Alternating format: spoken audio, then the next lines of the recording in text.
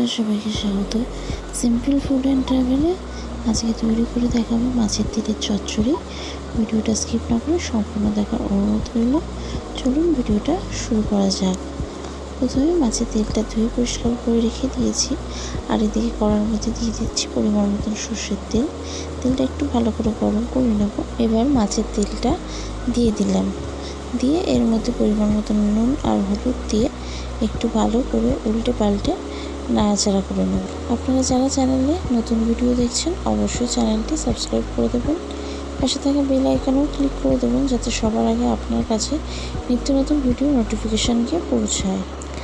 আর এই মাছের তেলের মধ্যে দিয়ে দিচ্ছি পরিমাণ মতন আলু ছোট ছোট করে টুকরো করে কেটে, আর দিয়ে দিচ্ছি দুটো বড় সাইজের পেঁয়াজ কুচি দিয়ে ভালো করে একটু নাড়াচাড়া করে নিয়ে এবার দিয়ে দিচ্ছি পরিমাণ মতো রসুন বাটা দিয়ে ভালো করে ভেজে নিচ্ছি। এইভাবে মাছের তেলের চচ্চড়িটা করলে বেশ অনেকটাই ভাত খাওয়া যায় আর বেশি কিছু লাগে না। এখানে মাছের তেলটা মিডিয়াম টু লো ফ্লেমে রেখে আস্তে আস্তে ভেজে নিতে হবে। মাছের তেল থেকে খুব সুন্দরভাবে তেলটা বেরাবে।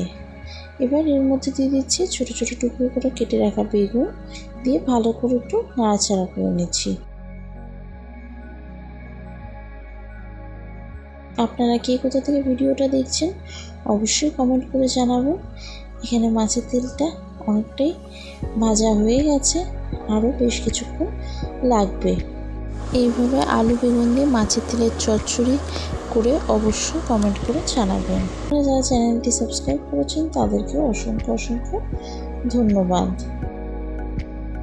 এখানে মাছের তেলের চচ্চড়িটা প্রায় তৈরি হয়ে গেছে, খুব সুন্দরভাবে ভাজা হয়েছে দেখতেই পাচ্ছেন। আর একটু কালারটা চেঞ্জ হলে নামিয়ে রেখে দেব। এখানে মাছের তেলের চচ্চড়ি পুরো তৈরি হয়ে গেছে। এবার নামিয়ে একটা প্লেটের মধ্যে রেখে দেবো। এখানে মাছের তেলের চচ্চড়ি পুরো তৈরি। আপনাদের ভিডিওটা কেমন লাগলো অবশ্যই জানাবেন, আশা করি ভালো লেগেছে। ভালো লাগলে লাইক শেয়ার কমেন্ট করবেন, চ্যানেলটা সাবস্ক্রাইব করে দেবেন, পাশে থাকা বেল আইকনে ক্লিক করে দেবেন যাতে সবার আগে আপনার কাছে নিত্য নতুন ভিডিওর নোটিফিকেশান গিয়ে পৌঁছায়।